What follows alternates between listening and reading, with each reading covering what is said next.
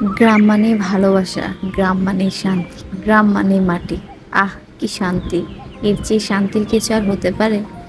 আসসালামু আলাইকুম গাইস, আমি আফসান। আমি শুরু করছি আজকের একটা ছোট্ট মিনি ব্লগ। যদিও এই ব্লগটা আজকের না, অনেক দিন আগের, তাও হুট করে সামনে আসছে, তাই আপনাদের সাথে শেয়ার করছি।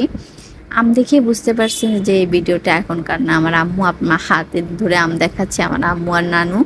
তো এই গাছ আর আমগুলো কিন্তু আমার নানুদের গাছের আম, সেই জন্য দেখাচ্ছি। মাটির এই জিনিসটা আমার কাছে খুব ভালো লাগে, যে কালি যেন না হয়, খুব কম হয় বা উঠে যায় তাড়াতাড়ি। সেই জন্য আমার নানু আর মামানি কি করে, পাতিলের চারপাশে মাটি মেখে দেয় যেন কালিটা কম হয়।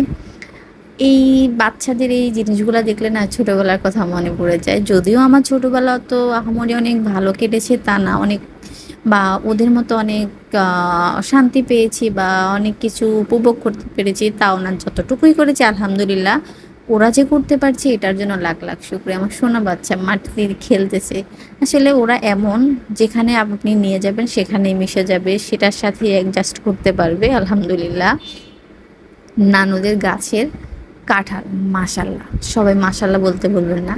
কাঁঠালগুলো ছোট দেখলেও এগুলা কিন্তু পাকলে খেতে অনেক মজা।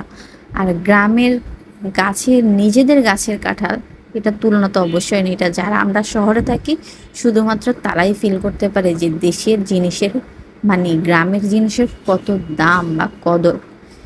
সবুজ প্রাকৃতিক দেখলে মিশে যেতে ইচ্ছে করে সেই ছোট্টবেলায়।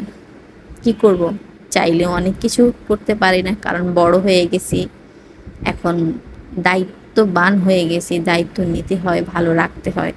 সো আমার মতো গ্রাম কার কার পছন্দ অবশ্যই কমেন্টস করে জানাবেন। থ্যাংক ইউ সবাইকে। আসসালামু আলাইকুম।